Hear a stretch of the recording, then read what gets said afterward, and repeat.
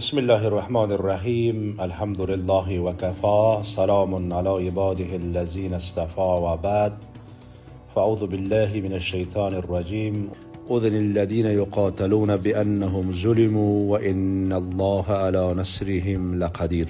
هموطنان عزیز، وارثین شهدای انقلاب اسلامی افغانستان، السلام علیکم و رحمت الله و برکاته. بار دیگر در آستانه سال روز شکست فضیحتبار اتحاد شوروی وقت قرار داریم. 26 ماه دلو مصادف است با 35مین سال روز شکست و اخراج ذلتبار ارتش سرخ شوروی در افغانستان.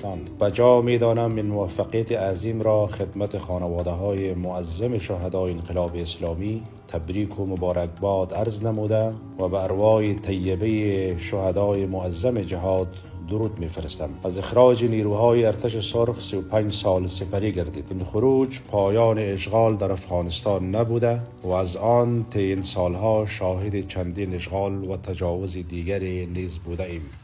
حال این که این روز از لحاظ تاریخی، سیاسی و اجتماعی چه پیامدهای برای مردم افغانستان داشته باید از ابعاد مختلف مورد بررسی قرار گیرد. خروج نیروهای اشغالگر و پیامدهای آن در افغانستان بستر و گستره برای تاخت و تاز نیروهای خارجی بوده که به نام اشغال و شکست، خروج و غرور در تاریخ رقم خورده است. اما شوربختانه پیامد پیروزی ها در این دیار کمتر از تجاوزات خونین نبوده است.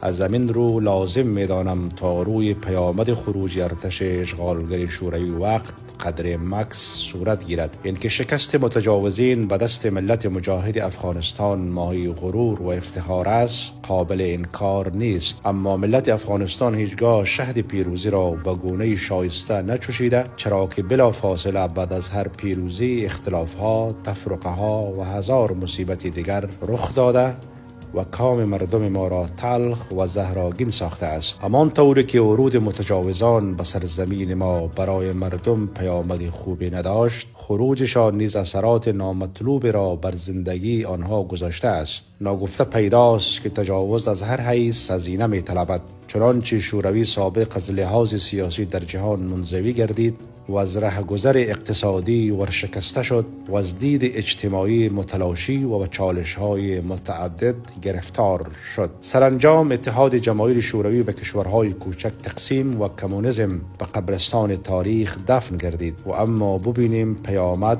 و اثر شکست شوروی سابق برای مردم افغانستان چی بوده است. روز 26 دلو نقطه عطفی در تاریخ افغانستان به شمار می رود که ملت ما شکست یک ابرقدرت جهانی را به نام خود رقم زدند. روزی که رشادت‌ها و جانفشانی‌های مردم مظلوم ما به بار نشست و پیروزی افتخارآفرین آنان را جهانیان با شگفت به نظاره نشستند. اما دریغا که این پیروزی بزرگ برای آنها پیامدهای چندان خوشایندی نداشت. درست است که این پیروزی بیانها و سخنرانان را به خاطر یادبود پیروزی در پشت میزهای خطابه رنگین‌تر ساخت، ولی این پیروزی نتوانست از دنیای شعار به جهان معنا راه پیدا کرده و راهگشای پیروزی‌های بزرگتر برای جریان‌های اسلامی در جهان و به خصوص حرکت‌های اسلامی در استقرار یک نظام مقتدر اسلامی در افغانستان گردد. از دیدگاه بنده این که چرا جریان‌های جهادی نتوانستند بعد از شکست ارتش اشغالگر شوروی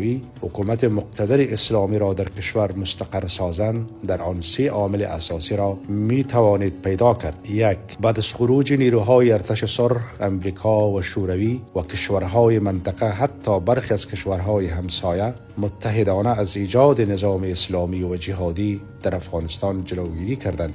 2. نبود زعامت سلیم و حکیم و مقتدر که از سعی صدر و نبوغ سیاسی لازم در رهبری کشور و در شناخت دشمنان اسلام و جهاد از بصیرت لازم برخوردار می بودند، متاسفانه طوری که تاریخ 4 دهه اخیر نشان داد در میان رهبران محترم احزاب جهادی وجود نداشت. 3. انحراف فکری تعداد از جریان‌های جهادی از اسلامگرایی و قومگرایی و اختلاف بیش از حد میان رهبران و فرماندهان ارشد. جهاد به نام خدا شروع شد، اما به قومگرایی پایان یافت. مع الاسف ایجاد و استقرار حکومت مقتدر اسلامی و جهادی که التیام بخش زخمای وارثین شهدای انقلاب اسلامی و خواست تمام حرکت‌های اسلامی معاصر را در بر می‌گرفت، بنابر عوامل فوق تحقق نیافت. بدون تفکیک مع الاسف تمام جریان‌های سیاسی و جهادی کشور هر کدام با گونه‌ای در این مصیبت عظما شریک و سهیم هستند. آری از روز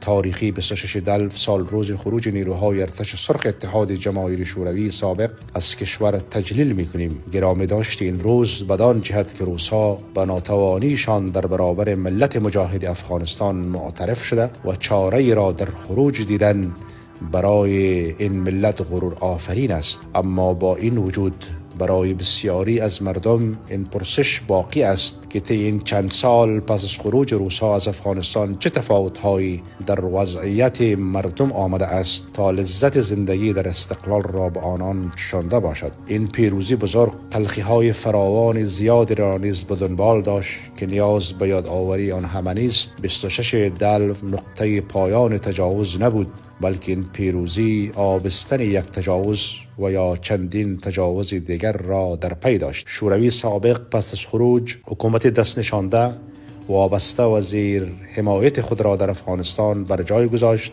در این زمان از یک سو روس‌ها بر تحمیل این حکومت بر مردم افغانستان تلاش داشتند و از طرف دیگر امریکا و غرب برای تشکیل یک حکومت سرسپرده در کابل به شدت کار می‌کردند. تجاوز در افغانستان یک امر جا افتاده و نهادی نشده است. با خروج شوروی‌ها تلاش‌های هدفمند و سازمان یافته طوری که در فوق تذکر داده شد، همکاری شرق و غرب به منظور جلوگیری از ایجاد یک نظام مقتدر اسلامی آغاز شد و سعی بر آن گردیده بود تا جای خالی آنها را مورهای وابسته به خودشان بگیرد که طی سالهای متمادی پیامدها و مصیبتهای آن را در همه نقاط افغانستان شاهد بودیم. هر کشوری با توجه به منافع سیاسی خیش جریانهای را حمایت و در اختیار آنها پول و اسلحه قرار می‌دادند و قائد می‌ساختند تا در جنگ افروزی و ویرانی افغانستان سوخته از تجاوز شوروی گویا سبقت را از یکدیگر بربایند. افغانستان به میدان جنگ نیابتی میان کشورهای استعماری و منطقه تبدیل شد. امیدوار هستم که خداوند رحمان این کشور را از گزند همه حوادث در امن قرار بدهد. اللهم طهر قلوبنا من النفاق و اعمالنا من الرياء ولسننا من الكذب و عیوننا من الخیانه فإنك تعلم خائنة الأعين وما تخفي الصدور. السلام علیکم و رحمت الله و برکاته.